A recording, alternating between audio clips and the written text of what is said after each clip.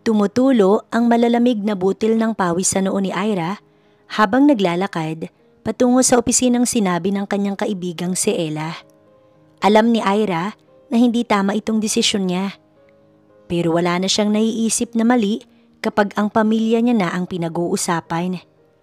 Baon ang pamilya niya sa isang malaking pagkakautang sa mga tiyo, habang ang ina naman niya nakaratay sa hospital at kinakailangang operahan. Ngayon sino siya para alamin pa kung ano ang tama at mali? Hindi kasya ang kinikita niya sa pagiging isang artist. Wala rin siyang sapat na ipon para bayaran ng lahat dahil kung tutuusin, sapat lang iyon sa pambayad ng hospital bills nila ng 3 araw. Huminga siya ng malalim nang pangalan niya na ang tinawag. Para siyang kinuhanan ng hininga habang nakikipagtitigan sa isang lalaking hula niya ay ang nangangailangan ng surrogate mother. Name. Malalim ang boses nitong tanong. Wala siya sa sariling napalunok. Hindi niya masisisi ang ibang mga kababaihan kanina na parang maiihi na sa sariling panty dahil kung siya nga ay halos manginig na. Ira Mendoza, mahinang sabi niya habang hindi nilulubayan ng tingin ng lalaki. Virgin, dagdag niya dahilan para maubo ang nasa likuran niyang lalaki. Mukhang bodyguard niya. Parang gustong kutungan ni Ira ang sarili dahil sa sinabi. Anong sinabi mo, Ira? Nakakahiya ka. Gusto na lamang niyang magpalamon sa lupa habang madiin ang pagkakakagat sa sariling labi. I found her. Dismiss them all, Clint. Sabi ng lalaking nasa harapan niya. May ngisi ito sa labi. Napalingon siya ng sari-saring reklamo ang narinig niya. How old are you? 24. Lysandra Hotel tonight, 6 p.m. Room 1907. Sabi nito tsaka tumayo at umalis. Kumawala ng hininga si Ira. Hindi na malaya na kanina pa pala niya pinipigilan ng huminga. Hindi siya makapaniwala sa nagawa. Ganito ba talaga ang nagagawa ng isang tao kapag pamilya na ang pinag-uusapan? Kahit ayaw mo, gagawin mo para sa kapakanan nila. Bago umuwi para magbihis, dumaan na muna si Ira sa hospital para bisitahin ng inang tanging ang kasambahay lang nila ang nagbabantay. Hindi rin naman nagtagal, kaya alas 5 pa lang, nasa harap na siya ng hotel na sinabi ni Lucas Villarreal. Room 1907, sabi niya sa receptionist. Pinapirma na muna siya nito bago pinapasok. Isang doorbell lang, agad na bumukas ang pintuan at iniluwa noon si Lucas na tanging tuwalya lamang ang nakatakip. Isang itim na satin dress lang ang suot niya kaya sa sobrang lamig, hinihila niya ang laylayan nito. You're early. Punasa kanya ng binata at mahinang tumawa. Tumango siya rito.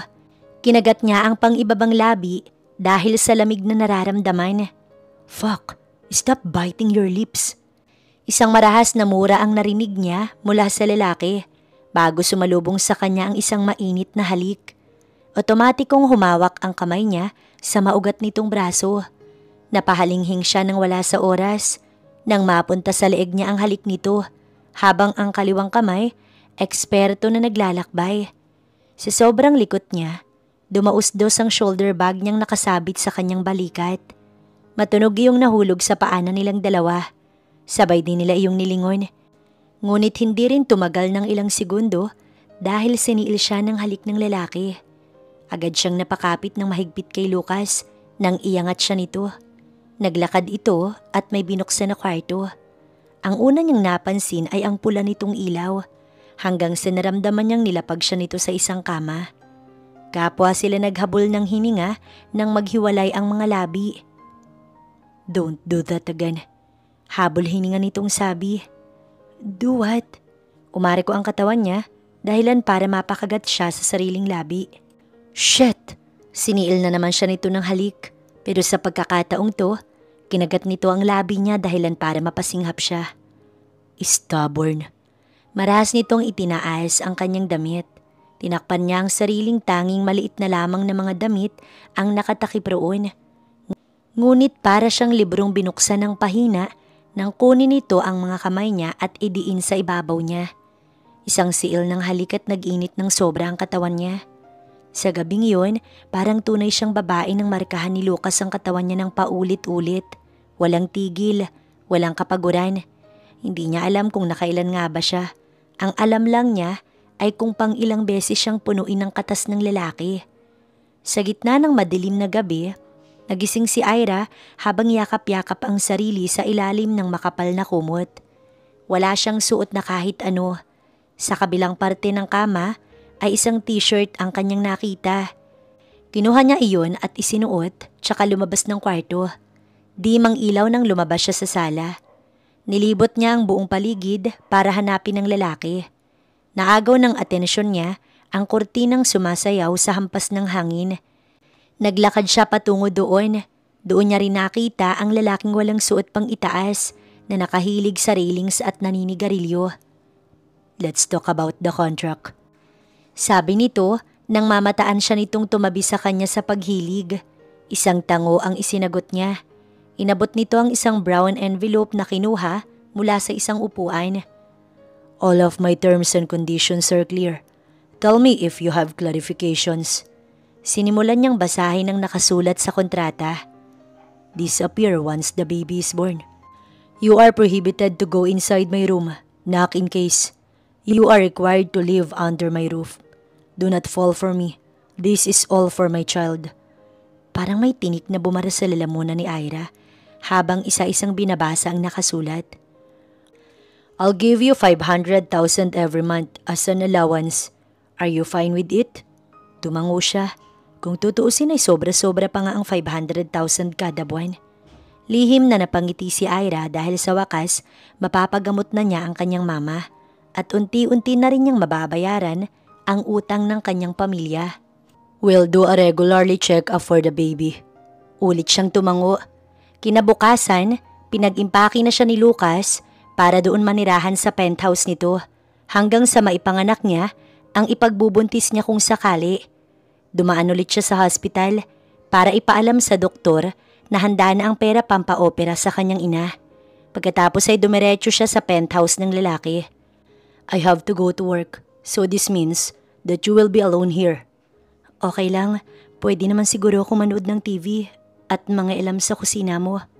"Sana pwede, para hindi naman ako parang uod na tutunganga lang sa gilid. Mamatay ako sa bagot." Umaasang hiling ni Ira sa sarili. "You can, but please, know your limits." Walang ibang ginawa buong maghapon si Ira. Hindi naman siya makapagpinta dahil hindi niya dala ang mga gamit niya. Nang sumapit ang hapon, naisipan niyang pakailaman na ng laman ng ref ng lalaki. Total ay pumayag naman ito. Limitado lang ang laman ng ref at halatang hindi ito dito madalas kumain dahil ham at 2 piraso ng karne lang ang laman. Wala naman siyang ibang maisip gawin kundi ang steak. "You're cooking?" Napapitlag siya nang may magsalita sa likuran niya. Nakahinga siya ng maluwag nang makitang si Lucas lang yun na ngayon ay prenting nakahilig sa hamban ng pintuan. "Kumain na tayo." Aya niya matapos ilapag ang huling niluto. Inilapag niya rin ang nakitang juice kanina sa ref. "Sorry, pinakailamanan ko ang laman ng ref mo." Anya dahil baka galit ito sa ginawa niya at mamaya lang siya papagalitan. "It's fine. Treat it as your own too while you're here." Tanging sinabi lang nito. Ibig sabihin hindi ito galit sa ginawa ko? Naiintindihan niya siguro ang sitwasyon ko. Tumango siya at sumubo ng pagkain. Ngunit halos malunok niya na ng buo ang slice niya ng steak sa tanong ni Lucas sa kanya. Agad na nag-init ang pisngi niya. "Do you have a regular menstruation?" Uminom siya ng juice at umayos ng upo. "Oo," nahihiya niyang sabi. Nagdadalawang isip pa siya kung isusubo na ba niya ang pagkain. Mahinang tumawa ang lalaki sa kanya. "When was the last time you have your period?" Seryoso ba siya? Sa harap talaga ng pagkain namin pag-uusapan? Last week." "So it's easy to get you pregnant, huh?"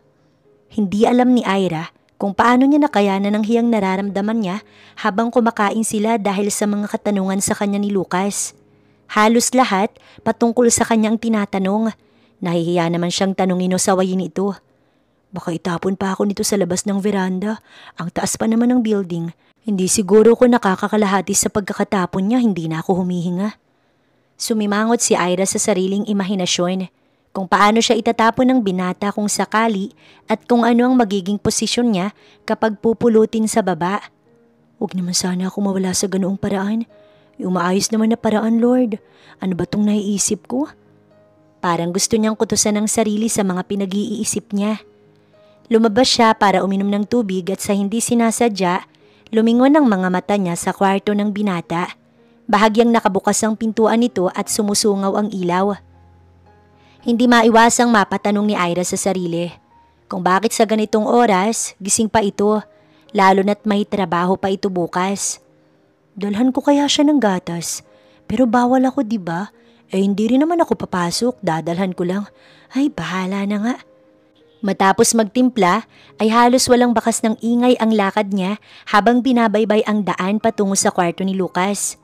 Nang nasa harap na siya, nagdadalawang isip pa siyang kakatok ba siya o hindi na lang tutuloy. Sa huli, isang mariing pagpikit ang pinakawalan niya bago itapat ang kamay sa pinto. 1, 2, 3. Bilang niya sa utak, sa isip niya. Kapag hindi pa ito lalabas, babalik na lang siya sa sariling kwarto at siya na lang ang iinom ng gatas kahit ayaw niya sa lasa. 4. 5 katok na sana. Mabuti na lang at lumabas na ito. What do you need? I'm sorry. I was listening to a music when you knock. Maliit siyang umiti. Hindi, okay lang heto. Inabot niya rito ang isang baso ng gatas. Baka kailangan mo. Napansin ko kasi na hindi ka pa natutulog. Makakatulong yan sa'yo. Sige, mauna na ako Sorry kung naistorbo kita. Paalam niya rito. Bago pa man siya makalayo, may sinabi ito. Dahilan para hindi niya mapigilang hindi ngumiti. Salamat, Ira. Nang makabalik sa sariling kwarto, hinayaan niyang sariling mahulog sa pag-iisip tungkol sa kung anong mangyayari sa kanya. Wala pa siyang karanasan sa mga kamunduhan.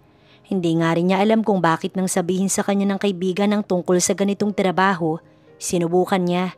Siguro dahil tawag ng pangangailangan ng pera. Sa kalagitnaan ng gabi ng pagtulog ni Ira, ilang halinghing ang pinakawalan niya dahil sa mga maiinit na halik na dumadampi sa leeg niya. Ganon rin ang marahan itong paghaplos sa balikat at binti niya. Lucas? Sambit niya sa pangalan ng binata nang mukha nito ang bumungad sa kanya nang siya ay dumilat. I want you. Sensual na sabi nito sa mismong tenga niya bago siya siniil ng halik. Napasinghap siya ng kagati nito ang pang-ibabang labi niya. Hindi niya mapigilan ang sarili. Lucas, halos padaing natawag niya sa pangalan ng binata na parang nagmamakaawa. Para siyang batang napagbigyan ng kahilingan nang ang leeg naman niya ngayon pababa ang pinagtuunan ng pansin Lucas. Pinagduldulan niya ang sarili sa mukha nito. Napapadaing at napapaliyad na lamang siya sa kakaibang pakiramdam na ibinibigay sa kanya ng binata. Mas lalo lamang nadadagdagan ng init na nararamdaman niya nang ipinosisyon ng lalaki ang sarili sa paanan niya matapos matanggal ang lahat sa kanya. Hindi ako updated na pangpagana na pala ngayon ng gatas. Isip niya. Isang mahabang ingay ang lumabas sa bibig ni Ira nang magsimula na ang lalaki. Para bang musika sa lalaki ang mga likhang tunog na yun. Mas lumalakas pa ang pag-indayog ng kanyang katawan sa saliw na nilikha nilang dalawa. Mainit ang pakiramdam kahit bukas ang aircon. Matibay ang pagkakayari ng kama dahil kahit patuloy ang pag-uga nito dahil sa kanilang sagupaan na walang gustong magpatalo, hindi nasisira. Hindi sila duguan pero punong-puno sila ng likidong puti imbis na pula. Kapwa sila naliligo sa sariling mga pawis pagkatapos. Habol-habol nila ang hininga habang magkatabi at walang saplot. At dahil siguro sa kapaguran, madali siyang nilamon ng antok. Kinabukasan naman, nagising siya sa mabigat na bagay na nakalatay sa kanya. Hindi niya maiwasang mailayo ang sariling muka dahil sa nakakakiliting hininga na tumatama sa leeg niya. Nilingon niya ang lalaking nasa likuran niya. Hindi niya maiwasang hindi mapangiti habang pinagmamasdan ang maamo nitong muka. Mula sa perpektong hugis nito, ang makakapal na kilay at pilik mata, ang matangos nitong ilong, at higit sa lahat ay ang labi nitong hugis puso. Kusang gumalaw ang kamay niya para sana haplusin ang mukha ng lalaki. Ngunit naiwan sa ere ang kamay niya nang dumilat si Lucas at walang sabing lumabas ng silid. Anong ginawa ko? May nagawa ba akong mali? Nang lumabas ng kwarto si Ira, naabutan niya itong nagsusuot ng sapatos. handa nang pumasok sa kumpanya. Hindi ka ba kakain? Let's stick to the deal, Ira. Tanging sinabi nito at lumabas ng penthouse. Hindi niya maintindihan kung bakit naging ganoon ang trato nito sa kanya. Dahil ba hahawakan niya sana ang mukha nito? Buong araw, nilamon ng isipan ni Ira sa pag-iisip sa nagawa niya. Hindi niya alam kung anong gagawin. Wala siyang magawang maayos sa kahit anong gawin niya. Inaamin niya kasalanan niya kung bakit ito malamig sa kanya. Masisisi ba niya ang sarili niya kung bakit naging ganoon siya? Sa nangyari kanina, hindi niya alam kung magagawa niya ba ang usapan. Dahil ngayon pa lang, unti-unti may umuusbong na atraksyon sa loob niya. Gabi na ngunit wala pa si Lucas. Hindi pa umuuwi at pasado 9:00 na ng gabi. Hindi maiwasang hindi mag-alala ni Ira sa binata, kahit na wala siyang karapatan na makaramdam ng pag-aalala dito. Pabalik-balik ang tingin niya sa orasan na nasa dingding. Hanggang sa hindi niya namalayan, unti-unting pumipikit ang mata niya dahil sa antok. At nang magising siya kinabukasan, nasa sariling kwarto na siya at nakabalot ng kumot. 1 buwan ang lumipas. Parang nasanay na rin si Ira sa trato sa kanya ni Lucas. Wala naman na rin siyang pakialam. Ang mahalaga sa kanya, ang tuluyang pagpapagaling ng ina at ang mabayaran niya na ng buo ang utang nila ng pamilya niya sa mga tiyo. Habang magkaharap silang kumakain sa isang umaga, mabilis na tinungo ni Ira ang lababo at sumuka ng sumuka. Kahit nalaway lang naman ang lumalabas dahil wala pa siyang nakakaing kanin o ulam. Are you okay? Mula sa likuran niya, inipon lahat ni Lucas ang hibla ng mga buhok niya para hindi mabasa ng tubig. Hinahaplos din ito ang likuran niya. Okay lang ako. No, you're not. We need to see a doctor. Sabi nito. Hindi na rin siya tumutol dahil mukhang kailangan niya ngang bumisita ng doktor. May kakaiba na siyang nararamdaman sa sarili. Hindi ito ang unang beses na nagsuka siya. Ngayon lang talaga siya nakita ng lalaki. Hindi pa siya dinadatnan. Nananakit na rin ang dibdib niya. Minsang nahihilo. At madalas na inaantok. Kung hindi siya nagkakamali, ay ang mga napapansin niya, senyales ng pagdadalang tao. Tama kaya ang hinala ko? Andyan ka na ba, anak? Hinaplos niya ang tiyan ng marahan, ngunit tama bang tawagin niyang anak ang hindi naman sa kanya? Matapos nilang kumain, agad silang nagtungo ng hospital. Hindi na muna pumasok sa umaga si Lucas para samahan siya. Siyempre, anak niya to kung sakaling buntis ako. Titig na titig siya sa pregnancy test na ibinigay ng doktor sa kanya kanina para gamitin para malaman kung buntis nga ba siya. Kahit na 2 linya lang ang nakikita niya, nararamdaman na niya ang anak sa tiyan. Ang sarap sa pakiramdam na tawagin kang akin anak. Akin ka naman talaga eh. Hindi mo nga lang ako makakasamang lumaki. Pero hanggat nasa sinapupunan kita, ikaw at ikaw ang anak ko. Ako ang nanay mo. Pinalis ni Ira ang luhang kumawala sa mga mata niya dahil sa sobrang saya. Habang nasa sinapupunan niya ang bata, hindi niya tatanggalan ng karapatan ang sariling iparamdam dito ang pagmamahal niya. Nabayaran nga niya ang utang nila at naipagamot ang inay niya. Ngunit ngayon pakiramdam ni Ira, ang hirap maging masaya sa kabila ng lahat. Ang hirap maging masaya kung sa unang pagkakataon mong malamang buntis ka, hindi mo pwedeng angkinin ng bata hanggang sa lumaki ito. Congratulations, Mr. and Mrs. Villarreal. Bati sa kanila ng doktor bago lumabas ng kwarto at iwan sila. Congrats, mahinang sabi niya kay Lucas nang silang 2 na lang sa kwarto. Thank you, sabi naman ito at tinulungan siyang tumayo. Bago sila umuwi, dumaan na muna sila sa drugstore para bumili ng mga vitamins na sinabi ng doktor. Nang makauwi naman, umalis din ito para raw mag-grocery. Naiwan naman siyang mag-isa at nang makaramdam siya ng gutom, nangailam ulit siya sa laman ng ref. What are you doing? Napalingon siya nang paglingon niya sa likuran niya, nandoon na si Lucas. Kakarating at may dalang plastic na pinamili. Natataranta ito't mukhang nag-aalala sa kanya. Magluluto, bakit? Tanong niya dahil sa reaksyon nito, parang may nagawa siya. No, you can't. What are you cooking? Ako na dyan. Mga agawin nito ang sandok na hawak niya, pero inilalayo niya. Ha? Bakit? Kaya ko namang magluto't nagugutom na ako, Lucas. Sabi niya rito. Umiling ulit ang binata.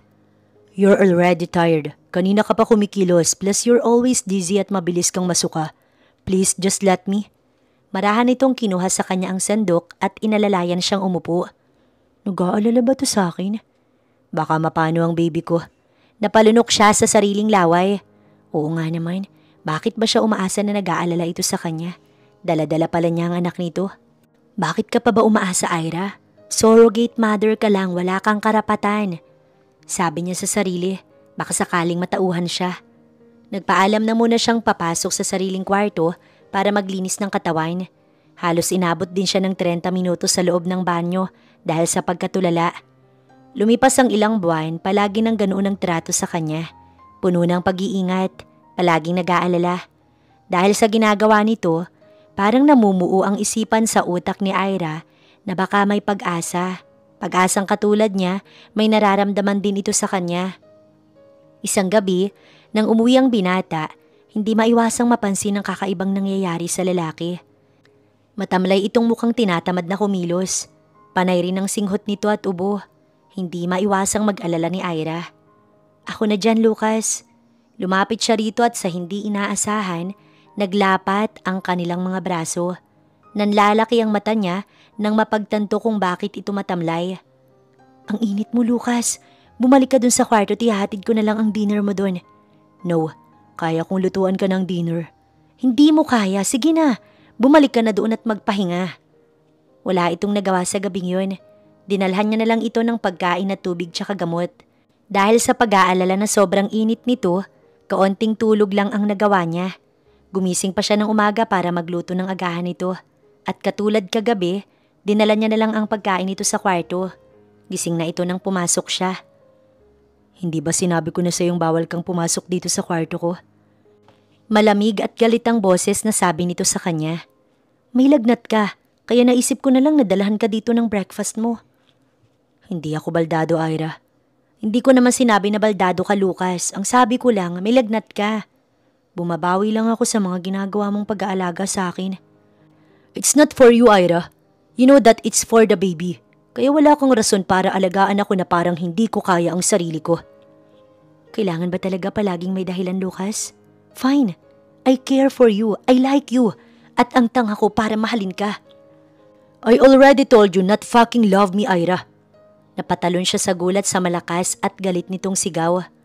For the first time, sinigawan niya ako at minura.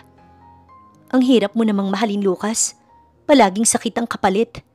Nangihinang sabi ni Ira habang mata sa matang nakikipagtitigan sa lalaki na ngayon nangihina dahil sa lagnat. I already told you, I don't need your love. Mariin siyang pumikit at paulit-ulit na tumango ng mahina. Pinalis niya ang luhang dumadaloy sa pisngi. Right, sorry for crossing the boundaries. Sorry dahil hindi ko nagawang pigilan ang nararamdaman ko, pasensya ka na. I promise this would be the last time. Nasasaktang sabi niya at umiiyak. Kumain ka na. Babalikan ko na lang ang plato mamaya. Dadalhan na lang din kita ng gamot mo. Promise, ito na ang huling pagkakataon na pakikialamanan kita. Huling sabi niya bago nagmamadaling lumabas ng kwarto nito at pumasok sa sariling kwarto. Nangihinang napatakip siya sa sariling bibig para pigilan ng malakas na paghikbi. Dahan-dahan siyang napaupo sa kama sa sobrang sakit. Ang sabi niya noon, bahala kung masaktan, basta lang maiparamdam niya ang nararamdaman dito. Pero bakit sobra siyang nasasaktan? Hinanda ko na ang sarili ko rito pero bakit hindi ko kaya? Bakit sobrang sakit? Ganito ba talaga pag nagmahal ka? Ayoko na, tama na. Suko na ako. Hindi ko na kayang magmahal sa taong ayaw tumanggap ng pagmamahal. Kahit na umiiyak at nanlalabo ang paningin niya sa mga luha, pinilit niya ang sariling tumayo. Kinuha niya ang 2 maleta at sinimulang ipasok ang kanyang mga gamit. You need to do this, Ira. You need this. Sabi niya sa sarili habang nag-iimpake ng mga gamit. Ito ang kailangan niya dahil habang nasa poder siya nito, alam niyang hindi matutupad ang pangako niyang titigil na siya sa pagmamahal rito. Sa tuwing nasa paligid niya lang ito, patuloy niya pa ring mamahalin ito kahit masakit na. Bihis na siya nang puntahan niya sa kwarto ang lalaki. Dala-dala niya ang isang basong tubig at ang gamot nito. 2 katok, binuksan niya ang pinto. Agad na napunta sa kanya ang mata ng lalaki. Nakita niya ang ginawang pagsuri sa kanya ng tingin ni Lucas. Where are you going? Tanong nito at pinilit bumangon. I'm moving out.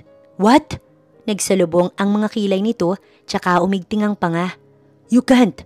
What if something bad will happen to you? Pagalit na sabi nito sa kanya. Napahilot siya sa sintido niya at tinakpan ng bibig. Ayan ka na naman eh. Kahit na alam kong lahat ng sinasabi mo para sa anak mo pero heto ko. Umaasa na baka para sa akin din yung sinabi mo. Hindi nakapagsalita si Lucas. Pinalis niya ang luha at huminga ng malalim. Huwag kang mag-alala. Walang mangyayaring masama sa anak ko. Iingatan ko siya. At huwag ka ring mag-alala. Dahil sa oras na mga anak ako, hindi ko itatakbo ang bata. Ibibigay ko siya sa'yo ng buo. I'll still go to my regular check-ups. Iti-text kita sa mga update. And please, huwag kang magpakita sa akin. Give me peace. I want to move forward. Buong pagmamakaawang sabi niya kay Lucas, tsaka diretsong lumabas ng kwarto. Kasabay ng paglabas niya, ang pangakong pipilitin niyang tanggapin ang katotohanang hindi siya pwedeng mangarap na mahalin siya nito at gustuhing makasama sa buhay nilang mag-ama. Hinaplos ni Ira ang tiyan niyang nasa 6 na buwan na. 3 buwan na lang anak, kailangan na kitang pakawalan. Kaya ngayon pa lang, dahan-dahan ko nang tatanggapin na anak lang kita sa 9 na buwang nasa sinapupunan kita. Dahil sa oras na lumabas ka na, wala akong karapatan na hawakan ka tawagin kang akin. Isang mahigpit na yakap ang sumalubong kay Ira pagbaba niya ng taxi.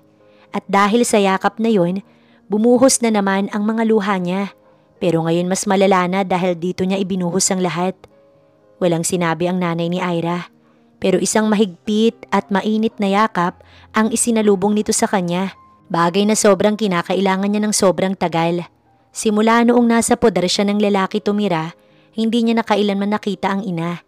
Pinagbabawalan siya nitong lumabas dahil sa pag-aalala nitong baka mapano ang anak nito. Ma, ang sakit-sakit. Bakit ganito? Minahal ko lang naman siya kahit bawal pero bakit ganito kasakit? Parang batang sumbong niya sa ina habang hinahaplos nito ang likuran niya. Mama's here. Shh, tahan na anak. Ang tanging sinabi ng ina sa kanya sa tuwing natatagpuan niya ang sariling umiiyak, ilang linggo na ang lumipas. Alam niyang gusto nitong magtanong, ngunit pinipigilan ng sarili. Tumahan ka na. Nakakasama yan sa bata anak. Siguro kung ibang nanay ang mayroon siya, sermon na nga abutin niya palagi. Ngunit iba ang nanay niya. Hindi siya nito pinipilit na magsalita o magkwento. Sa ilang linggong lumipas, hindi niya na muling nakita pa ang kahit anino ni Lucas. Sa isipan ni Ira, isa iyong magandang bagay sa kanya para tuluyang makalimot sa nararamdaman. Kung magpapatuloy ito hanggang sa huli, mas mabuti. Sasamahan ba kita bukas sa check-up mo anak o may susundo sa'yo? Tanong sa kanya ng ina habang kumakain sila ng hapunan. Hindi na ma, kaya ko naman pong mag-isa eh. Magpahinga na lang po kayo dito sa bahay. Nagpadala siya ng mensahe sa lalaki na pupunta siya bukas ng hospital. Hindi naman siya umaasa na sasamahan siya nito dahil baka may pasok. At bukod doon, kaya naman niyang pumunta ng mag-isa. Ngunit nagulat siya kinabukasan. Habang pababa siya ng hagdanan, may bulto ng lalaki ang nakaupo sa sofa nila. Masyado niyang sa ulo ang katawan ni Lucas para hindi ito makilala. Tinuro siya ng ina nang mamataan siya nitong pababa. Dahil doon, lumingon sa direksyon niya ang binata. Agad itong tumalima para siya tulungang makababa. Kumain na muna kayo bago umalis, nakapaghanda na ako. Kung hindi siguro siya buntis, aalis siyang walang kain dahil hindi naman siya sanay. Pero iba ngayon, may nangangailangan ng sustansya. Alagaan mo ang mag-ina mo Lucas ha. Sabay silang napatigil sa pagsubo ng binata dahil sa naging paalala ng ina. Dahan-dahan ay lumingon siya sa lalaki. Ang inaasahan niya, sasabihin nito ang katotohanan tungkol sa katayuan niya sa buhay nito. Pero hindi, iba ang sagot nito. Yes po tita, yan po ang gagawin ko. Uminom siya ng tubig. Kung para sa ina niya totoo ang sinabi ni Lucas, sa kanya, alam na niya kung para kanino yun, para sa anak nito. Natural ma, anak niya to. Siyempre aalagaan niya talaga. Bulong niya sa isipan. Hindi mo naman kailangang sabihin yun kay mama. Ano pang isipin nun? Basag niya sa katahimikang namutawi sa kanila habang nasa loob sila ng sasakyan. Ayokong magsinungaling kay tita. Sagot nito na ikinainis niya. Ano na naman bang gustong palabasin nito? na siya ang may hindi malinaw na pandinig. Sa ginagawa nito, para lamang siyang binibigyan na naman ng pag-asang umasa kahit wala naman. So anong akala mo sa sinagot mo? Hindi pagsisinungaling when clearly it is? Masama ang loob niya kay Lucas sa buong biyahe, kahit na noong pumasok na sila sa loob ng hospital. They are healthy and probably next month we can proceed to the ultrasound. Next month natin malalaman ang gender ng babies nyo, sabi ng doktor niya. Nagsalubong ang kilay niya sa pagkalito. Babies, Doc? Ano pong ibig niyong sabihin? Tanong niya sa doktor para maibsan ang pagkalito. Hindi man nagsasalita ang binata sa tabi niya, alam niyang naguguluhan din ito sa sinabi ng doktor. Oh, sorry. I forgot to tell you. I think kambal ang anak niyo kaya I wanted to check it using ultrasound. Kapag kasi chinecheck ko yung heartbeat, parang hindi lang iisa ang naririnig ko. Plus, the idea na hindi ganun ka-normal ang laki ng tiyan mo. Anyway, congratulations, you're having twins. May ganito talagang pangyayari. Minsan hindi nakikita ang isang kambal during check-ups. Mayroong natatabunan o nagtatago. The tendencies are like that. Napahaplos siya sa tiyan niya. Dalawa kayong nasa dami mga anak. Sorry, ngayon lang nalaman ni Mami. Promise, dadamihan ko na ng kain next time. Congratulations sa inyong dalawa. I'll go ahead. You're having twins, Lucas. Naluluhang sabi niya sa lalaki at hindi pa rin makapaniwala. Yes, and we have to celebrate this. Hindi na siya umangal dahil nakaramdam na din siya ng gutom. Kaya pala madalas siyang nagugutom noon. Wala lang sa kanya dahil akala niya normal lang. Pero ngayon malalaman niya, kambal pa lang nasa sinapupunan niya. Habang nasa biyahe, hinayaan niya ang sariling mahulog sa antok. Nagising lang nang gisingin siya ni Lucas. Let's go. Sa kwarto ka na magpahinga. Kinusot niya ang mata tsaka humikab. Hindi masyadong narinig ang sinabi ng lalaki. Where are we? Bakit mukhang basement to? Tanong niya nang makita ang mga sasakyang nakapalibot sa kanila. Hindi kaya... Sa penthouse tayo magse-celebrate. And we have something to talk about. Pinagbuksan siya nito ng pintuan ng sasakyan at inalalayang bumaba. Bakit dito? Pwede namang sa isang restaurant tayo kumain. No, I have to tell you something and I'll cook for us. Binawi niya ang kamay nitong nakahawak sa kamay niya. Hindi ako baldado, I can walk. Narinig niya ang buntong hininga nito sa kanyang gilid. Dahil nahihirapan na siyang maglakad dahil sa tiyan niya, halos 30 minutos din bago sila nakarating sa penthouse. Nang makapasok, inalalayan siya nitong makasuot ng panloob na tsinelas. Kaya niya namang magsuot ng mag-isa, pero dahil nga nasa tiyan niya ang mga anak nito, tutulungan talaga siya. Matutulog na muna ako. Maglalakad na sana siya papunta sa kwarto niya noon nang pigilan siya ng kamay ni Lucas. I turn your room into a storage room. Sabi nito na ikinatango niya lang. Oo nga naman, Ira. Bakit ka ba umaasang available pa yon? Umalis ka na nga, diba? Ilang buwan na rin naman iluluwal mo na yung anak niya. Wala na talagang silbi kung ibabakante pa niya itong kwarto. Sige, sa sofa na lang ako. No, pigil na naman ito. Isang malalim na paghugot ng hininga ang ginawa niya. Look, Lucas, you could have bring me at the random restaurant para makauwi ako ng maaga at makapagpahinga. Kung ayaw mo naman pala akong patulugin. Naiinis na sabi niya sa lalaki at takmang maglalakad palabas, hinawakan nito ang pulsuhan niya. You can sleep in my room. Bahagya siyang natigilan, ngunit agad ring nakabawi. Hindi na, uuwi na lang ako. Ira, please. Lucas, ano na naman ba to ha? Lumalayo na nga ako sa'yo kasi ayaw mong mahalin kita, diba? Huwag mo naman akong pahirapan. Kasi pinipilit ko na ang sarili kong kalimutan ka at ang nararamdaman ko sa'yo. Nagmamakaawang sabi niya sa binata. Please, don't forget about me. Napasinghap siya sa sinabi nito. Ano ba talaga, Lucas, ha? I'm sorry about last time. I just can't admit the feelings I felt at the moment. I just can't admit to myself that I am starting to fall. That I am starting to fall in love with you. Ang mga sinabi ko sa iyo noon, I did not mean it. Akala ko kapag umalis ka magiging okay ang lahat, na hindi kita hahanapin. Pero habang wala ka rito, I felt empty. It felt different. Nakatulala siya habang pinapakinggan ng lalaki. The reason why I hired you as the surrogate mother was because I was scared. I'm scared of building my own family. Because I came from a family where my own mother made it broke. She cheated on Dad and left with another man. Dad loved her so much that he took his life because he can no longer bear the pain. I don't want to be like him. I don't want to be madly fall in love. But here I am, falling deeply in love with you. Oh my gosh. Hindi alam ni Ira kung saan siya kukuha ng lakas dahil sa mga narinig niya. I love you so damn much, Ira Mendoza. Please don't leave me. He begged me for not to leave him. Oh my gosh. Bulong ni Ira sa sarili. Hinawakan niya ang mukha ng binata at inangat para makaharap siya. Umiiyak ito nang magtama ang paningin nila. Sa gitna ng lahat at sa likod ng lahat ng maskarang suot-suot ni Lucas, na kilala ng lahat sa pagiging malamig, ay isang miserableng lalaking takot maiwanan ng mahal niya. At walang ibang nakakaalam nito kundi siya lang. Kaya sino siya para saktan ito gaya ng ginawa ng nanay nito? Sa likod ng lahat na ipinapakita nito sa lahat ng tao ay ang taong nasaktan ng paulit-ulit sa masakit na alaalang iniwan ng nanay nito. Ang taong takot mawalan ng pagmamahal sa sarili kapag iwan ng mahal niya. Paano niya kaya nakakaya ang lahat ng to? Tanong ni Ira. Help me raise the twins, baby, please. Tumango siya at pinalis ang luha sa pisngi nito. Let's raise the twins together. Sapat na ang sakit na naramdaman nila noon ng mag-isa. Dahil ngayon, kasama nila ang isa't isa sa pagharap sa lahat ng problemang pinagdadaanan. Lumipas ang ilang buwan, mahigpit ang hawak ni Ira sa kamay ni Lucas habang nahihirapang inire ang mga anak nila. Nailabas na ang unang kambal at isa na lang ang kailangan niyang mailabas.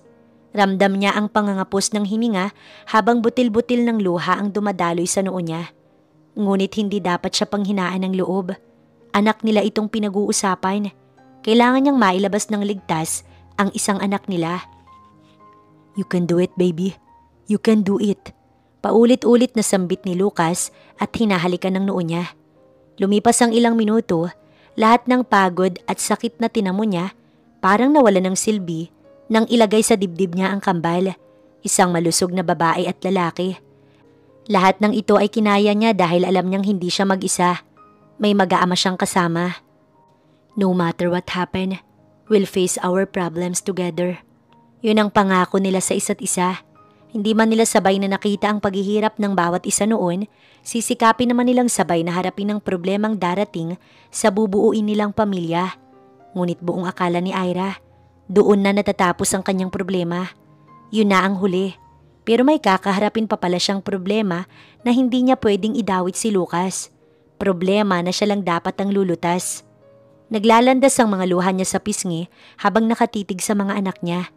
Hindi niya inaakala na ito na ang huli nilang pagkikitang mag-ina. Ang huling pagkakataon niya para masilayan ng kambal. Anak, sigurado ka na ba talagang hindi mo sasabihin kay Lucas ang tungkol sa sakit mo? Ira, pwede kanyang tulungan. Hindi ba mahal ninyo ang isa't isa? Sabihin mo sa kanya. Hinagod ng mama niya ang likuran niya para pakalmahin siya at para subukang baguhin ang kanyang desisyon. Pero buo na ang pasya niya. Hindi niya inakala na muling babalik ang sakit niya sa dugo. Sa ganito pa talagang paraan at panahon, kung saan okay na ang lahat, kung saan magiging masaya na silang pamilya. Hindi alam ni Ira kung paanong nangyaring naging ganito ang nararamdaman niya. Kasi sa makalipas ang ilang taon, kailanman hindi na siya muling nakaramdam ng alinmang sintomas ng leukemia. Ma, bakit ganito? Bakit siya bumalik? Wala naman akong ibang nararamdaman itong mga nakaraan. Baka nagkamali lang sila. Tukoy ni Ira sa sakit niya na ngayon ay mas lumalala pa. Ayaw niyang maniwala sa sinabi ng doktor kahapon matapos niyang makabawi ng lakas mula sa panganganak na bumalik ang sakit niya. At sa pagkakataong ito, mas malala na pwedeng umabot sa punto na hindi na niya kakayanin. Kaya mas lalong nadagdagan ng pasya niya na lumayo sa mag-aama niya. Ayaw niyang mahirapan ng mga ito nang dahil sa kanya. Ayaw niyang may iba pang alalahanin si Lucas bukod sa mga anak nila. Sa ganitong paraan, magiging poko si Lucas sa mga anak namin, ma. Ayokong mahirapan siya sa akin. Sabi ni Ira habang tahimik na umiiyak. Matapos niyang makita, mayakap at mahagkan ng mga anak, tahimik siyang umalis ng hospital. Sakto naman dahil umuwi si Lucas para kumuha ng sariling mga damit. Ang alam lang nito, hihintayin niya ito sa hospital. Pero ang totoo, aalis siya at hindi niya alam kung makakabalik pa ba. Habang nasa loob ng eroplano, pinapanalangin niya na sana maging maayos ang lahat. Sana'y kayanin niyang maaaring kaharapin niya sa buhay. Sana makabalik pa siya at makita ang mga anak. Kung hindi dahil sa tito niya, baka hindi siya maipapagamot. Hindi tumitigil ang pagdaloy ng mga luha niya habang nasa biyahe, hanggang sa nakatulog na lamang. Nagising lang siya nang marinig niya ang boses ng mama niya na siya ay ginigising. Lumapag na ang eroplano, nandito na tayo. Sabi nito sa kanya nang magmulat siya ng mata. Hindi pa man siya tuluyang nangihina. Kaya pa naman niyang magdala ng isang maleta, kaya tinulungan niya ang ina para hindi mahirapan. May nakaabang na sa kanilang isang van. Mukhang pinadala sa kanya ng tito niya para sunduin sila ng kanyang mama. Hospital kaagad ang pinakauna sa listahan ng destinasyon nila ng ina sa Amerika. Sa unang linggo niya, wala pa siyang masyadong nararamdamang sakit. Ngunit habang tumatagal, nararamdaman na niya ang pananakit ng katawan. Dumarami na rin ang pantal-pantal sa katawan niya. Kakayanin ko kaya, ma? Tanong niya sa mama niya nang tabihan siya nito sa pag-upo sa duyan. Tiningala niya ang madilim at payapang kalangitan kung saan tanging mga bituin lang ang nagniningning. Hinayaan niyang dumaloy ang mga luha. Hanggang ngayon, hindi niya pa rin matanggap na kung kailan magiging isang masaya na silang pamilya, tsaka naman babalik itong sakit niya na parang anay. Siguro ngayon, sobrang galit na galit sa akin si Lucas dahil sa ginawa kong pag-iwan sa kanila. Baka ano nang inakala niya. Pinalis niya ang mga luha. Kaya mo yan, anak. Kakayanin mo dahil babalikan mo pa ang pamilyang naiwan mo. Pagpapalakas ng loob ng kanyang ina. Kahit na iba ang sinabi ng doktor sa'yo, paniwalaan mo ang sarili mo na kakayanin mo ngayon. Kinaya mo naman noon, hindi ba? Mas kakayanin mo ngayon dahil may pamilya ka pang uuwian. Hinaplos nito ang mukha niyang puno ng mga luha at ito mismo ang pumalis. Sige na, kailangan pa nating pumunta ng hospital bukas. Magpahinga ka na para may lakas ka bukas para sa chemotherapy mo. Kinabukasan, maaga siyang nagising dahil sa matinding panginginig.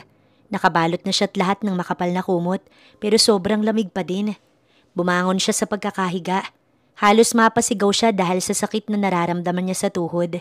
Inabot niya ang remote ng aircon para patayin ito. Malakas siyang napaubo. Buong akala niya, isang beses lamang. Ngunit naging sunod-sunod ang pag-ubong ginawa niya hanggang sa maramdaman niya ang pangangapos ng hininga. Patuloy pa rin ang pag-ubo ni Ira kahit na kinakapos na siya ng hininga. Hanggang sa makaramdam siya ng likido sa palad niyang ipinantakip niya sa bibig niya habang umuubo. Ma! Kahit nahihirapan, sinikap niyang tawagin ang mama niya para humingi ng tulong. Hindi niya na alam kung ilang beses pa niyang tinawag ang ina. Lumagabog ang pintuan. Natatarantang pumasok ang nanay niya at mabilis siyang nilapitan. Ma, ang sakit ng tuhod ko. Putol-putol ang boses niyang sambit dahil sa pangangapos ng hininga. Diyos ko, dalhin na natin siya sa hospital, Drake. Natatarantang pakiusap nito sa kanyang tito, kapatid ng kanyang mama. Tuloy-tuloy pa rin ang pag-ubo niya at sa pagkakataong ito, ang mama na niyang nakakasalo sa dugong na ibubuga niya. Habang nasa biyahe sila, umiiyak ang kanyang ina. Hindi na alam kung anong gagawin. Siguro dahil sa sobrang pangangapos ng hininga, hindi na nakayanan ni Ira at nawala na siya ng malay. Nagising na lamang siya na nasa isang room na. Ma? Pukaw niya sa atensyon ng mama niyang nakasandal sa balikat ng kanyang tito. Tito? Mabilis na lumapit ang mga ito sa kanya at sinuri ang kanyang pakiramdam. Bukod sa pamamanhid ng tuhod niya, wala na siyang iba pang nararamdaman. Hindi na siya giniginaw tulad kanina. Dahil sa nangyari sa kanya, hindi pumayag ang mama niya na isagawa ang chemotherapy niya sa araw na iyon. Hindi rin naman siya nagreklamo dahil pakiramdam niya hindi pa kaya ng katawan niya. Dumaan ang ilang araw. Bumuti ang kanyang pakiramdam. Yun nga lang, dumarami ang pantal sa katawan niya. Parang hindi na normal sa sobrang laki ng pagkakakulay lila. Kailangan mo nang maghanda para sa chemotherapy mo bukas. Sabi ng mama niya nang pumasok ito sa kwarto niya at lumapit sa kanya sa veranda. Maliit siyang umiti rito. Kahit na ilang buwan na ang lumipas simula nang lumipad sila patungo Amerika, hindi mawala sa isipan niya ang alaala niya sa mag-aama niya, ang mga maliliit na kamay at paa ng kanyang kambal. Namimiss mo ba sila? Isang luha ang pumatak sa pisngi niya dahil sa labis na pangungulila. Alam ng Diyos at saksi ito kung paano niya pinipigilan ng sariling tawagan o kontakin si Lucas. Baka pag narinig niya ang boses nito, lumipad siya pabalik sa Pilipinas at sabihin ang totoo.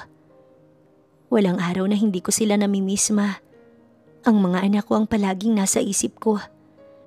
Para siyang batang nagsusumbong sa ina habang umiiyak. Kaya magpalakas ka para makasama mo sila ulit. Pagbibigay nito ng motivation sa kanya.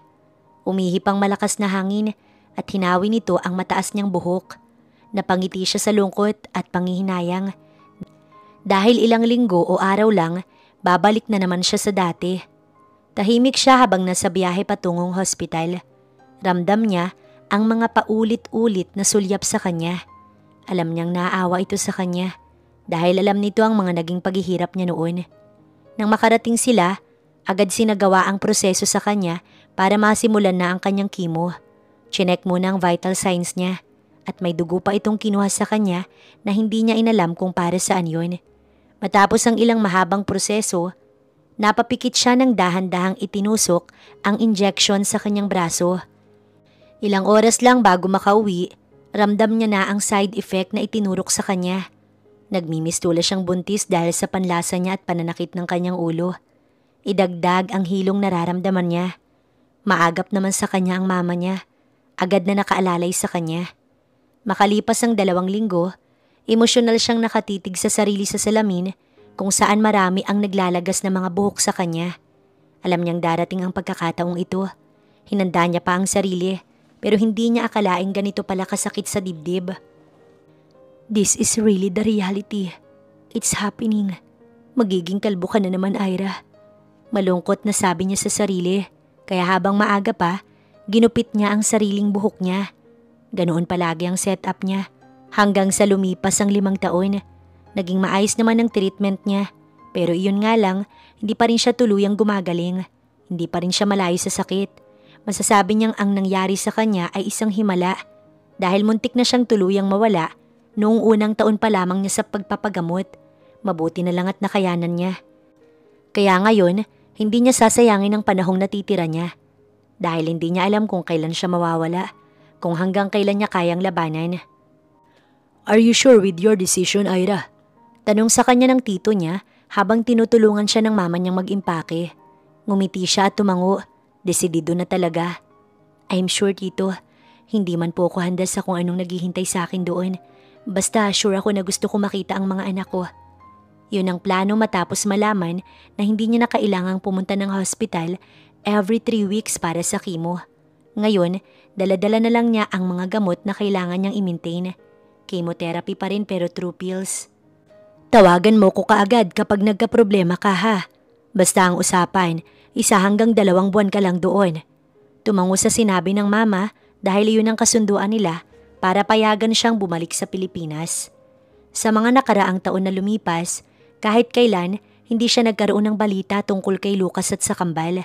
Nitong nakaraang araw niya lang nalaman dahil kinontak niya si Ella, ang kaibigan niya, para alamin kung saan naninirahan ng lalaki. Pagkalapag pa lang ng eroplano, ay namuo kaagad ang kakaibang kaba sa kanyang puso. Hindi mawala sa isip niya kung ano ang mga posibleng maaaring mangyari kapag nagkita sila ni Lucas. Mapapatawad kaya siya nito? Hahayaan ba siya nitong makita ang anak nila? Sinundo siya ni Ella sa airport at sa bahay siya ng kaibigan nakikitira pansamantala. Naging mataas at emosyonal ang pag-uusap nila. Buong akala nito, tuluyan niya lang talagang iniwan ng mag-aama niya. Mahal na mahal ko sila. Hindi ko sila magagawang iwan. Sabi niya sa kaibigan.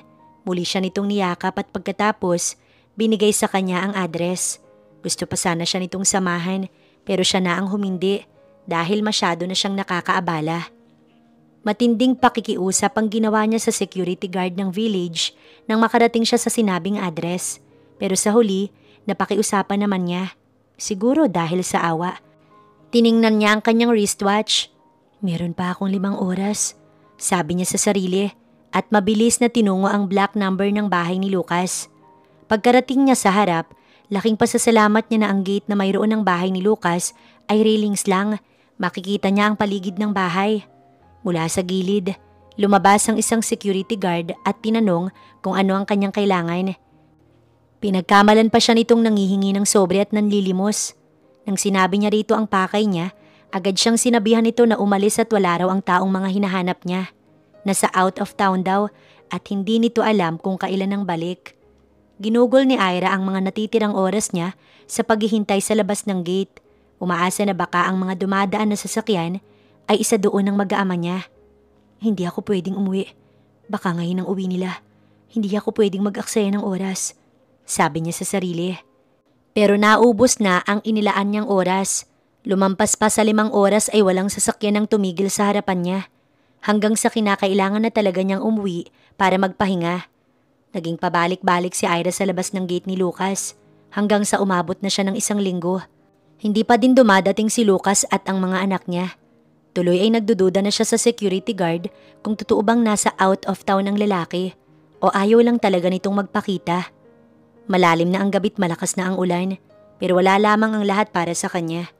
Ang tanging nasa isip niya ay ang mahawakan at mahagkan ang mga anak niyang matagal nang nawalay sa kanya. Alam niyang galit sa kanya si Lucas at naiintindihan niya kung ayaw na siyang bumalik nito. Pero ang mga anak niya, sobra na siyang nangungulila. Manong, pakiusap. Gusto ko pong makita ang anak ko. Muli ay pakiusap ni Ira rito habang iniinda ang sobrang lamig na nararamdaman niya. Ma'am, nakikiusap din po ako sa inyo. Umuwi na po kayo. Puno ng pagsusumamo ang boses ng guard habang naaawang pinanonood siya. Mukhang hindi na nito alam ang gagawin sa kanya. Miss na miss ko na po ang mga anak ko. Hayaan niyo na po kung makita ang mga anak ko. Pagmamakaawa ni Ira habang humahagulgol at dahan-dahang umupo sa kalsada. Walang nagawa si Ira kundi ang maglakad paalis at umuwi sa tinutuluyang apartment kasama ang kaibigan niyang si Ella. Basang-basa siya, ganoon din ang bag na dala. Idagdag pa na wala siyang dalang payong. Ira, anong nangyari sa'yo? Bakit basang-basa ka? Hindi ka ba sumilong man lang? Nag-aalalang bungad sa kanya ni Ella nang pagbuksan siya nito ng pinto. Umiling siya at maliit na ngumiti sa kaibigan bago tinanggap ang inabot na tuwalya. Ang hirap pala talagang makahanap ngayon ng sasakyan, no? Sabi niya sa kaibigan na parang wala lang. Okay lang ako, ano ka ba? Anya nang makita niya ang mukha nitong nag-aalala sa kanya. Nagawa niya pang tumawa kay Ella. Mukhang kaunti na lang. Makikita ko na ang mga anak ko. Dagdag niya na parang totoo na parang ganoon kadali. Ngayon pa lang, hindi niya alam kung makikita niya pa ba ang mga anak niya. Sobrang higpit ni Lucas sa mga bata. Kinabukasan, maagang bumalik si Ira sa labas ng gate ni Lucas dahil naisip niya na mas mabuti ng maaga para marami at mataas ang oras niya sa paghihintay. Buong akala niya, wala pa rin siyang mapapala. Ang hindi niya alam ay isang bagong pag-asa ang naghihintay sa kanya. Teya!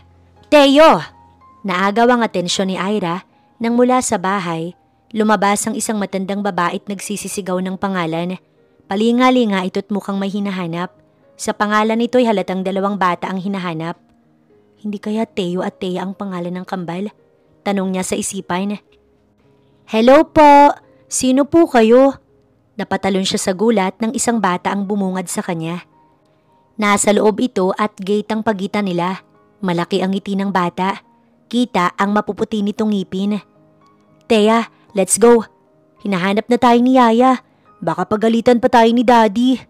Mula sa gilid, sumulpot ang isang batang lalaking hinihingal.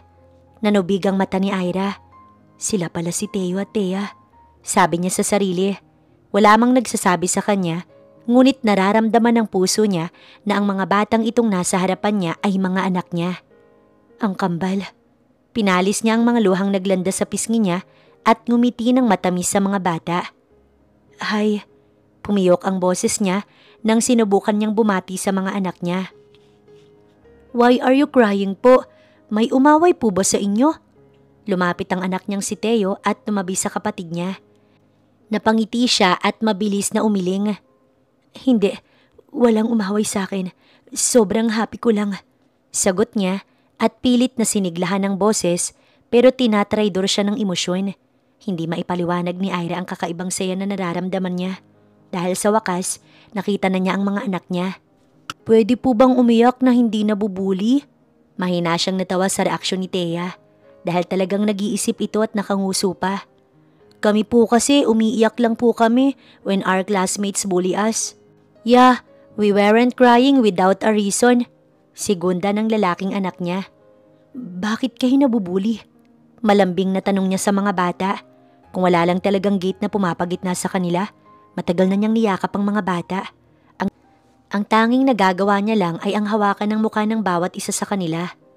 Naglalandas ang mga luha ni Ira sa tuwa habang hinahaplos ang mukha ng mga anak. Kahit na simpleng hawak lang, naiiyak siya sa tuwa. Unti-unti na siyang nabubuo. Ano pa kaya kung mayayakap ko sila? Kapag abot kamay ko silang dalawa, ako na siguro ang pinakamasayang tao sa buong mundo. Sabi niya sa sarili. Ngunit naputol ang kaligayahang nararamdaman niya nang isang sigaw ang nagpalingon sa kanilang tatlo. At sa hindi malamang pagkakataon, nagtama ang paningin nilang dalawa. Walang mapangahas na nagbawi ng tingin sa kanilang dalawa hanggang sa namalayan niya na lang na nasa harapan niya na si Lucas at pinapasok na nito ang mga bata. Lucas? Sa matagal na panahon, ngayon niya na lang ulit nasambit ang pangalan ng lalaki ng kaharap niya mismo. What are you doing here? Mas malamig pa sa yelo ang boses nitong tanong sa kanya. Nagdulot iyon ng kakaibang takot sa kanyang dibdib. Pumikit siya ng mariin at isang luha ang bumagsak mula sa mga mata niya. Why are you crying? For regrets? Mapanuyang tanong nito sa kanya. Hindi. Wala akong pinagsisihan sa desisyon ko. Anya sa katotohanan, nakita niya kung paano mas lalong umigting ang panga ni Lucas dahil sa galit. Gusto kong makasama ang mga anak ko, Lucas. Malakas ang loob niyang sabi rito. You have the guts? Really? Parang hindi makapaniwalang tanong nito sa kanya. You don't have the rights. Anak ko lang sila. Madiin at matigas nitong sambit, ngunit hindi siya papatalo rito. Anak ko rin sila, Lucas. Alam mo yan. Huwag mong ipagdamot sa akin ang mga anak ko. Bullshit! They are not. Napapikit siya sa sigaw nito. The moment you left us is also the moment you lost the rights of being their mother. Parang kulog ang malakas at galit nitong boses. Sinungaling siya kung sasabihin niyang hindi siya nasasaktan sa sinabi nito dahil para siyang sinasaksak sa dibdib. Miss na miss ko na sila, Lucas. Kailangan ko sila. Umiiyak niyang pakiusap pero hindi man lang nagbago ang mukha nito at nanatiling matigas at galit. They don't need you. And I thought I need you to raise my kids. Hindi pala. Umalis ka na at huwag ka na ulit mag-iisip pang bumalik. Sabi nito at pagkatapos ay dire-diretsyong pumasok sa bahay niya. Sa trato pa lang nito sa kanya, alam niya na kung ano ang laman ng isip ni Lucas. Iniisip niya na ang kapal ng mukha kong hilingin ng makasama ang anak nila. Ako itong nang iwan sa kanila ng walang paalam matapos iluwalang kambal. Pero hindi ako susuko. Gagawin ko ang lahat makasama ko lang ulit sila. Determinado siya na gawin ang plano niya kung bakit siya umuwi. Lucas, please. Lucas! Sigaw niya sa pangalan ng binata, baka sakaling magbago ang isip nito at maawa sa kanya. Pero ilang beses pa niyang tinawag ang binata, hindi na siya binalikan pa. Napaluhod na lang siya at napahagulgol. Lumapit sa kanya ang gwardya. Ma'am, mukhang uulan na naman po. Mabuti pong umuwi na kayo. Nagmamalasakit na sabi nito nang lumapit ito sa kanya. Binigyan pa siya nito ng payong. Pinapauwi na rin po kayo ni Sir, ma'am. Baka magalit po yun at masisanti pa ho ako. Dagdag naman ito sa kanya. Nagkamot pa sa batok. Pinunasan niya ang luha. Nahihiya siyang umiti at maliit na tumango rito. Sige po kuya, pasensya na po kayo. Sige po ma, mag-iingat po kayo sa pag-uwi.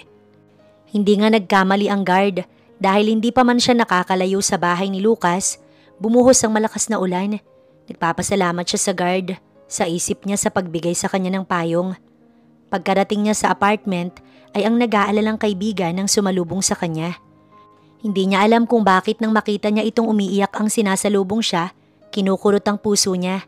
Alam niyang nag-aalala ito sa kanya dahil sa kalagayan niya. Huwag mo namang pabayaan ang katawan mo, Ira. Nag-aalala ko sa maaaring pwedeng mangyari sa iyo. Yakap siya nito habang umiiyak. Sa gabing yon, itinago niya sa kaibigan ang nagsisimulang pamamanhid ng katawan niya. Ininom niya ang gamot niya at umaasa na mawawala rin kinabukasan. Yun nga ang nangyari nang sumapit ang umaga. Nawala ang pamamanhid niya pero para namang pasan-pasan niya ang mundo sa bigat ng katawan niya.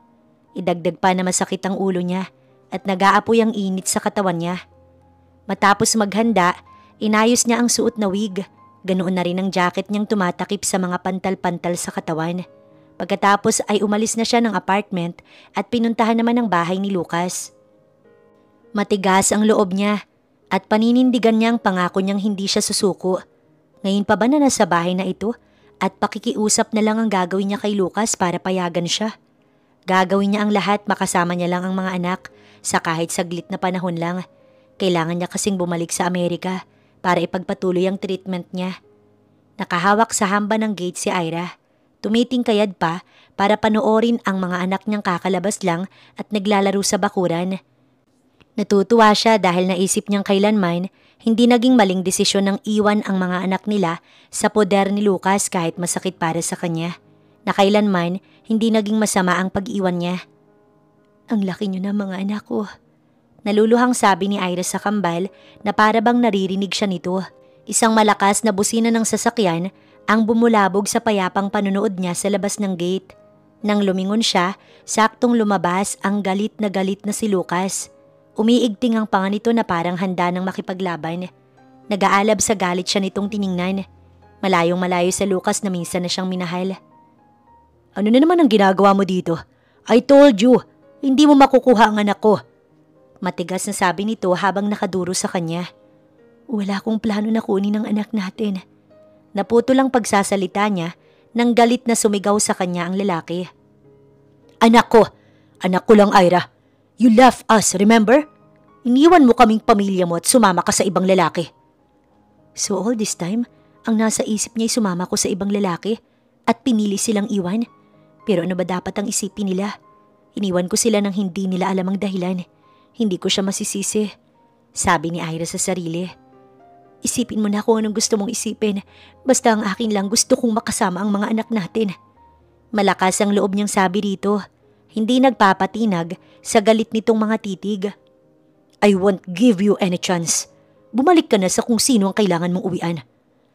Iyon ang naging huling pag-uusap nila sa araw na iyon.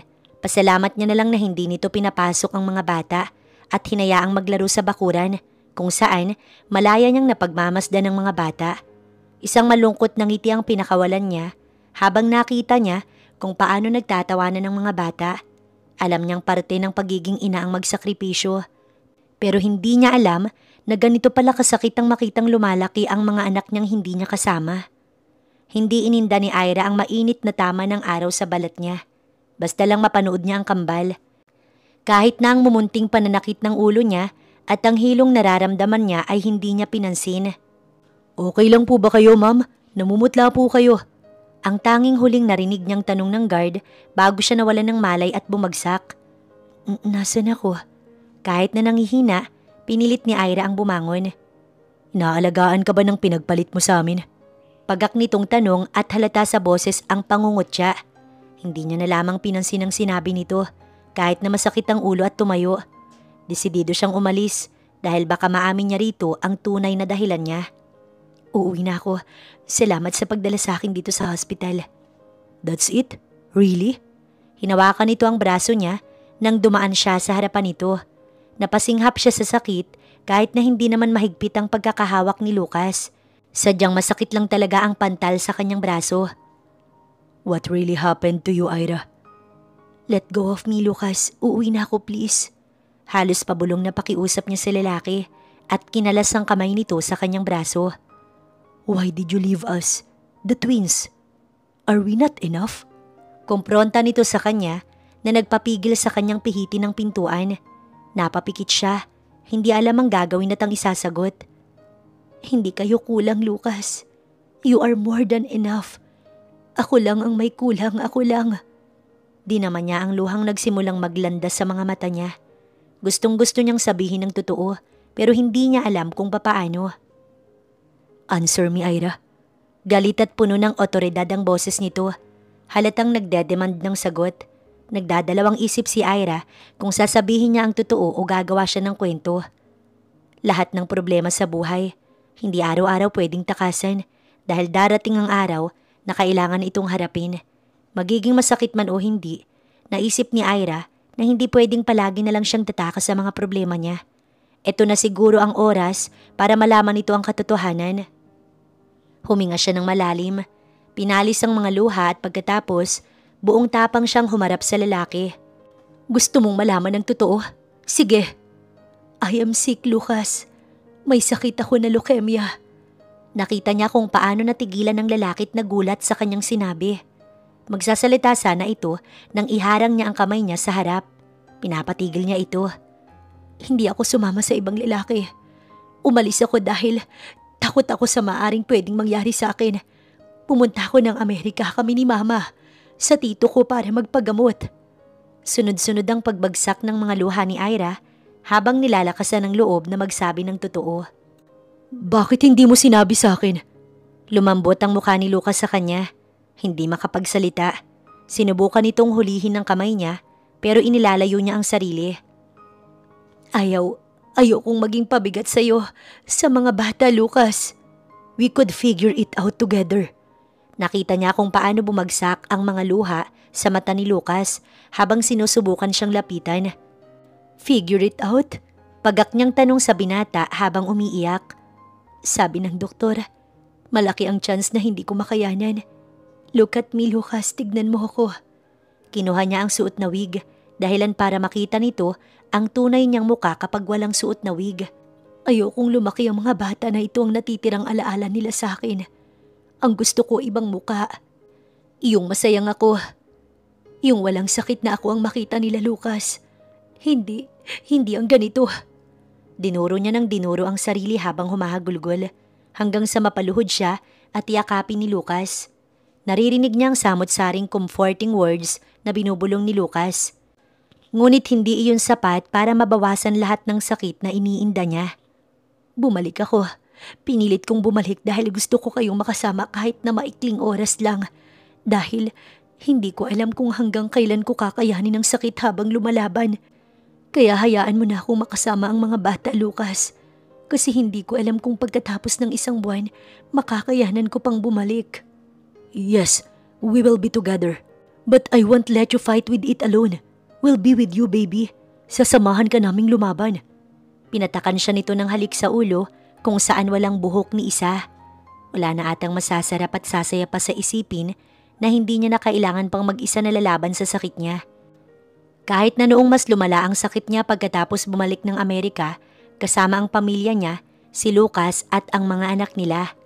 Kahit napakiramdam niyang hindi na kinakaya ng katawan niya ang mas malaking dose ng chemo, kinakaya niya dahil hindi siya nag-iisa. Maraming naghihintay sa kanya. May naghihintay sa kanyang tinatawag siyang mami. Hindi niya hayaang walang magandang alaala ang maiwan sa mga mahal niya sa buhay. Ayaw niyang ang nahihirapan niyang katawan at muka ang matira sa isipan ng mga ito. Ang gusto niya, ang masaya malusog at kontentong saya ang maiiwan sa mga ito. Kaya hanggat kaya kinakaya niya. Lumipas ang isang taon, masaya nilang pinagmamasdan ni Lucas ang mga anak nilang naglalaro sa dalampasigan. Nasa rest house sila ng pamilya niya sa Palawan para mag-celebrate ng kambal. Maraming birthday ng kambal ang na-miss niya at ngayong nandito na siya, hindi niya hayaang may birthday pang hindi siya present. Sa tulong ng walang katapusang pagmamahal ng pamilya niya sa kanya, tuluyan niyang nalabanan ang sakit niya. Sa una, akala niya imposibleng makayanan niya pa dahil palala ng palala ang sakit niya. Pero wala ata talagang imposible kapag nanalangin ka sa Panginoon at sa kapangyarihan ng pagmamahal ng pamilya. Kasi kinaya niya. Wala nang masasaya pa sa sayang nararamdaman niya. Suot ang wedding dress, dahan-dahan niyang nilalakbay ang pasilyo tungo sa altar kung nasaan naghihintay sa kanya ang pinakamamahal niyang lalaki sa buhay, si Lucas. Sa mga darating na araw sa buhay nila, alam niyang lahat kakayanin nilang harapin dahil magkasama na sila. Hindi na siya nag-iisa. Isang lalaking hindi naniniwala na may babaeng hindi siya iiwan at isang babaeng takot mang-iwan pero nang iwan. Perfectly fit talaga sila together. Napangiti siya at tinanggap ang kamay ni Lucas na nakalahad sa kanya para sabay silang mangako sa harap ng altar.